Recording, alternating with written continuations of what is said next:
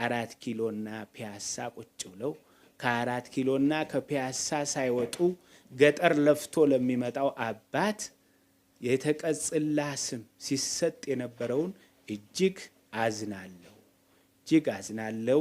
ሁሉን የሚያውቅ እግዚአብሔር ደግሞ በሐሰት ይህንን ስም ለሰጠኝ ሰው እግዚአብሔር ፍርዱን ይስጥ እያልኩ ወደፊትም ነገም ዛሬም ለቤተ ክርስቲያኔ አንገቴን ለመስጠት ዝግጁ ነኝ። ደሞም በሀገር ውስጥና በውጭ ዓለም ያላችሁ ትልቁ የሰማዕትነት ቦታ በኢትዮጵያ ሲኖዶስ ጳጳሳት መካከል በሰማዕትነት ቦታ የምኖረው እኔ ነኝ። የዩቲዩብን ገበያ ለማጣደፍ ብሎ የአንድ ሊቀ ጳጳስ ስም ማጉደፍ ሌላ ነው። ማን ለቤተ ክርስቲያን ይደክማል ከተባለ ምዕራብ ወለጋና ቄለም ወለጋ ቤኒሻንጉል ሄዶ ጋምቤላ ሄዶ ህዝቡ እንዲፈርድ ያስፈልጋል። ከጃንሆይ ወዲህ የእግዚአብሔር ስም አይጠራም ነበር። ከጃንሆይ ወዲህ የእግዚአብሔር ስም ይህም በሽታ ከመምጣቱ በፊት የእግዚአብሔር ስም መጠራት የጀመረው በዶክተር አብይ አህመድ ዘመን ነው። በዚሁ ላይ እንዳለ ሁሉ እግዚአብሔርን የማያውቀው ሁሉ እግዚአብሔርን የፈለገበት ጊዜ ስለሆነ የእግዚአብሔርን ስም እንጠብቅ፣ እግዚአብሔርን ስሙን እንጥራ። ከውሸተኛ ሚዲያዎች ያልሆነውን ሆነ ብለው ከሚያወሩ የህዝብን አይምሮ ከሚረብሹ የመንግስትን ስራ ከሚያበላሹ የሰውን ገጸ ባህሪ ከሚያበላሹ ሐሰተኛ ሚዲያዎች ራሳችንን ጠብቀን እየተረዳዳን እየተፈቃቀርን ለወንድማችን እየቆምን ዘመኑን እንድንሻገር አባታዊ መልእክቴን አስተላልፋለሁ። እሺ እኔም ማቀርብላችሁ የህዝብን ድምጽ ነው። ህዝብ የሰጠውን ሐሳብ ነው። በስመ አብ ወወልድ ወመንፈስ ቅዱስ አሐዱ አምላክ አሜን። የተከበራችሁ የጋምቤላና አካባቢዋ የምትገኙ የኢትዮጵያ ኦርቶዶክስ ተዋሕዶ ቤተክርስቲያን ምዕመናንና ምዕመናት ሀገረ ስብከታችን ያለውን ሁኔታ አስመልክቶ ምዕመኑ በራሱ ተነሳሽነት የቤተ ክርስቲያን ጉዳይ ያገባኛል፣ ይመለከተኛል በማለት በነቂስ በመውጣት በቁጥር ከ500 ምዕመናን በላይ በመገኘት ከፍተኛ የሆነ የህዝብ ውይይት የተደረገ ሲሆን በውይይቱ ላይ መነሻ የሆኑት የሀገረ ስብከቱ ሊቀ ጳጳስ አቡነ ሩፋኤል ሀገረ ስብከቱ በቆዩባቸው ዓመታት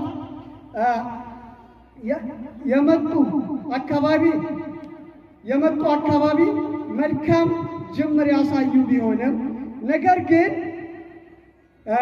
ከተወሰኑ ዓመታት በኋላ በሀገረ ስብከቱ ላይ ያደረሱትን በደል ማለትም በቀረበው ጽሑፍ ዝርዝር መሰረት ምዕመኑ በስፋት ከተወያየ በኋላ የሚመለከቱትን የአቋም መግለጫ አውጥቷል።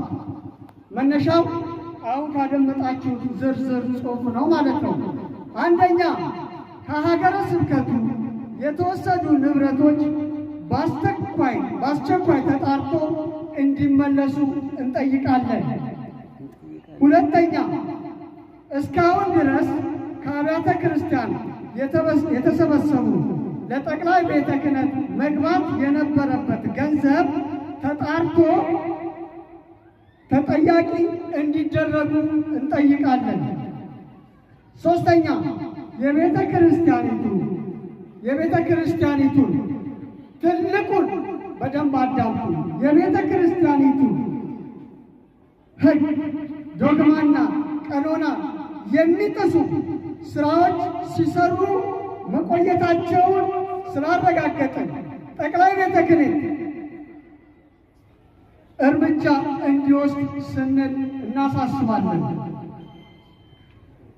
አምስተኛ፣ በቤተ ክርስቲያኑ ውስጥ ለረጅም ጊዜ የምንፍቅና ስራዎችን ከሚያካሂዱ ግለሰቦች ጋር ግንኙነት እያደረጉ ስለሆነ ከኃላፊነታቸው እንዲነሱልን አጥብቀን እንጠይቃለን። አምስተኛ፣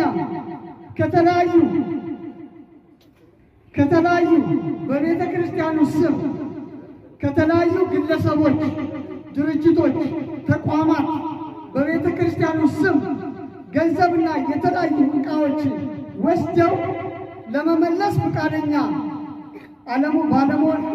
አለመሆናቸውን ስላረጋገጥን ከዚህ በኋላ ማንኛውም ግለሰብ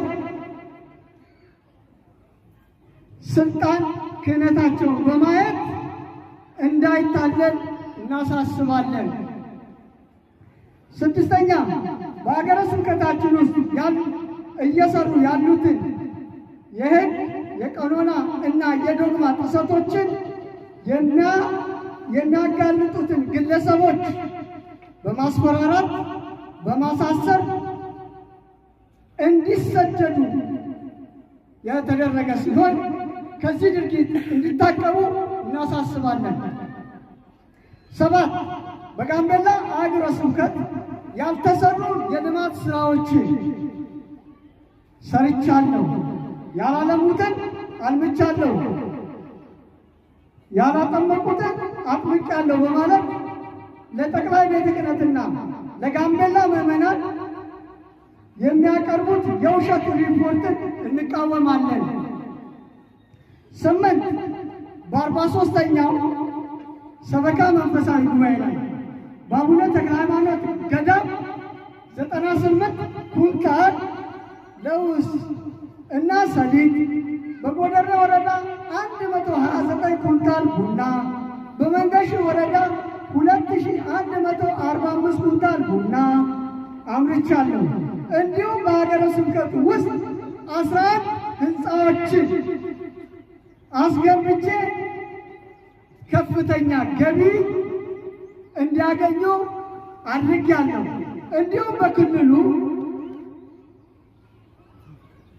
3 ፎቆችን አስገንብቼ ትምህርት ቤቶችን ከፍቼ 13 ፎቆችን አስገንብቼ ትምህርት ቤቶችን ከፍቼ አገልግሎት እንዲሰጡ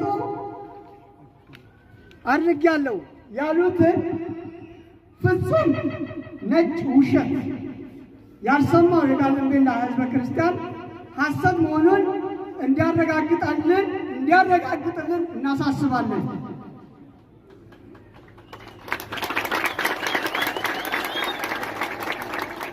9ኛ ሊቀ ጳጳሱ በፈጸሙት በዘረፋ ወንጀል የሚመለከተው አካል ለሕግ እንዲያቀርብልን እንዲጠይቅልን